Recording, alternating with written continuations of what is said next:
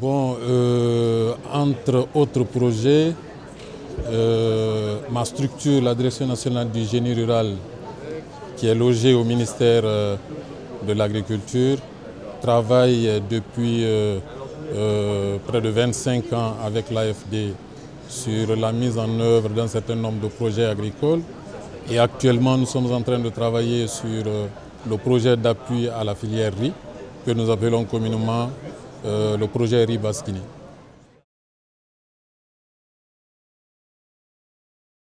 Bon, ce projet consiste à accompagner cette vieille tradition de production du riz en mangrove, parce que, je le dis en passant, cette façon de produire le riz en mangrove en République de Guinée est unique.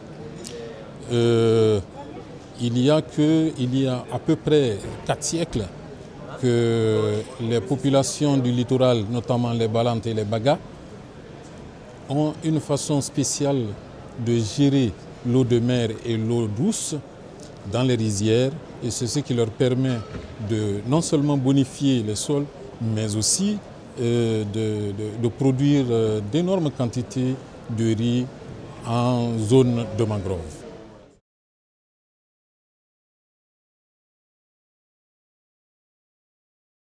La gestion spécifique se résume en un seul principe.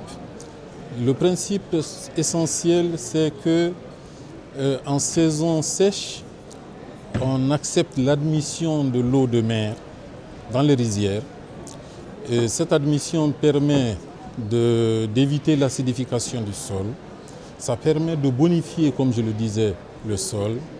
Et en saison des pluies, les pluies qui tombent permettent le lessivage du sel qui s'est déposé pendant quelques mois, et on essaie de drainer cette quantité d'eau salée qui était admise dans les rizières.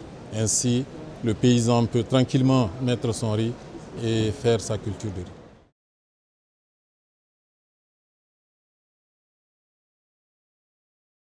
Actuellement, le projet s'est développé en 2 phases, l'actuel projet. Il y a une première phase qui va finir très certainement en fin 2012, qui concernait 5000 hectares de mangroves. Et il y a une deuxième phase que nous avons appelée la phase additionnelle, qui va s'étendre jusqu'en 2015, qui va concerner aussi quelque chose de 3000 hectares. Donc nous avons plus de 8000 hectares concernés par le projet financé par l'AFD.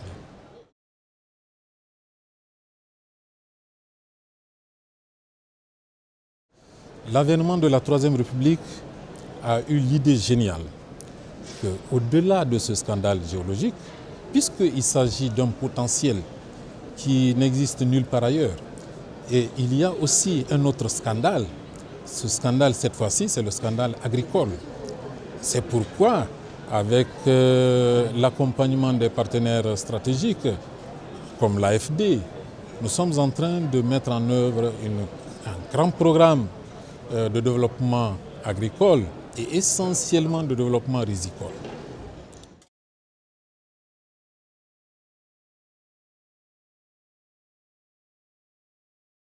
La mise en œuvre de ce programme va être facilitée par le potentiel hydrique que nous avons. La Guinée a annuellement quelque chose de 470 milliards de mètres cubes d'eau qui tombe.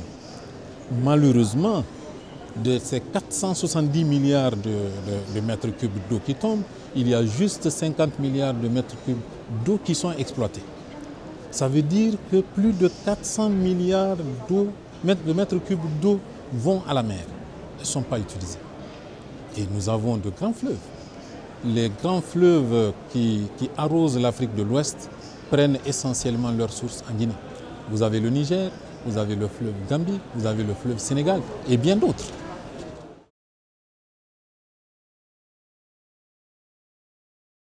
Apparemment, quand on voit la Guinée, on voit l'hydrographie de la Guinée, on se dit que la Guinée est très riche en eau.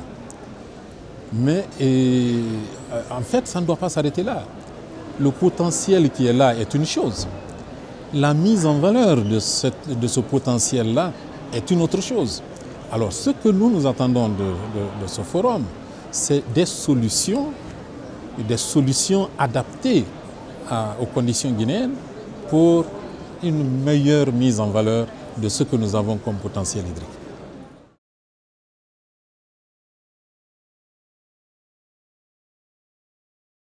Non, essentiellement, le financement, c'est une chose connue. Ça, on en a besoin, c'est évident. Mais au-delà du financement, nous avons besoin aussi de perfectionner le savoir-faire que nous avons en Guinée en termes de maîtrise de l'eau. Nous avons besoin donc d'une assistance technique pointue, une assistance technique avantageuse et adaptée à nos conditions.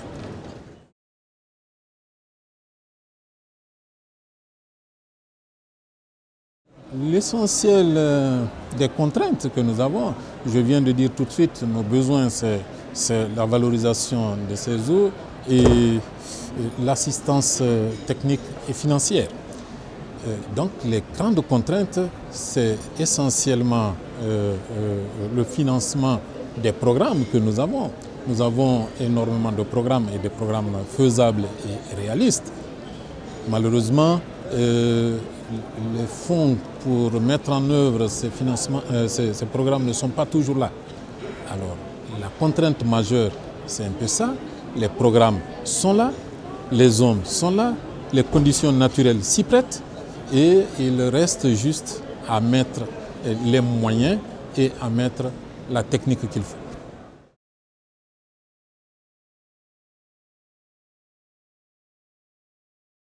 Oui, bon, quand vous prenez sur le plan national globalement, il y a une production nationale qui tourne autour d'1,1 million de tonnes de riz par an. Et quand on sait que la Guinée est parmi les pays les plus grands consommateurs de riz, on a un per capita de 100 kilos annuels, ce qui est énorme. Ça veut dire simplement que nous avons un besoin avec 11 millions d'habitants estimés, on a un besoin minimum d'1,1 million. Sur 1,1 million, on a une production nationale de 800 000 tonnes.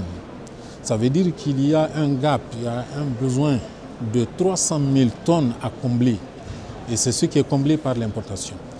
Maintenant, au niveau du projet, au niveau de la mangrove, nous avons sur les 800 000 tonnes produites en Guinée, nous avons les 22% qui sont produites dans la mangrove. Ça fait déjà un apport important au niveau de la production nationale. Maintenant, l'objectif c'est quoi? L'objectif c'est non seulement de résorber ces besoins d'importation, les diminuer autant que faire se peut, mais aussi faire en sorte que le riz de mangrove, qui est un riz bio, soit dit en passant, soit dans les habitudes alimentaires aussi bien du Guinéen que de nos voisins des pays environnants.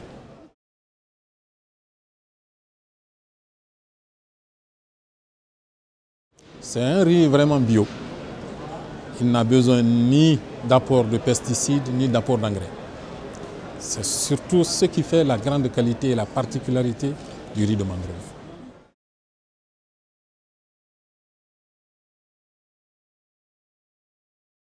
Bon, moi je crois qu'il y a une concurrence qui est engagée et qui est inévitable. Les importateurs de riz trouvent peut-être des intérêts à importer plus de riz. Mais nous pensons qu'en produisant beaucoup plus au niveau national, on peut réduire ces importations. Et ces importateurs, au lieu de sortir les grandes quantités de devises pour aller payer du riz, enrichir le paysan thaïlandais et le paysan asiatique, pourquoi ne pas enrichir le paysan guinéen, donc l'accompagner dans la production du riz et créer une plus-value beaucoup plus intéressante au niveau de la production guinéenne.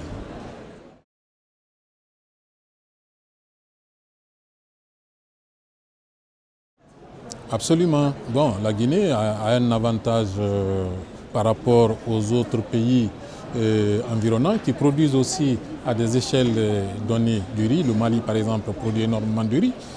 Et en zone de l'Office du Niger, le Sénégal produit aussi énormément de riz dans la zone de Casamance et autres.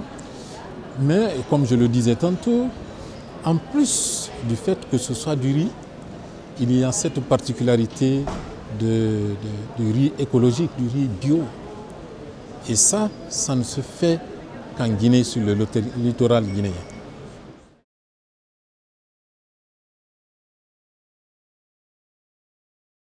Je m'en voudrais si je terminais cette interview sans dire grand merci à l'Agence française de développement qui est très visible en Guinée en termes d'intervention, en termes d'accompagnement, en termes d'appui, et avec laquelle nous pensons développer, avec des lendemains meilleurs, une grande coopération, non seulement dans la production du riz de mangrove, mais aussi dans la production du riz tout court. Parce que le riz de mangrove a une zone limitée et la Guinée, fort de son potentiel aussi bien hydrique que foncier, nous avons 364 000 hectares de terres aménageables. Donc nous avons besoin de l'AFD pour nous accompagner à maîtriser de l'eau sur ces 364 000 hectares de sol. Merci bien.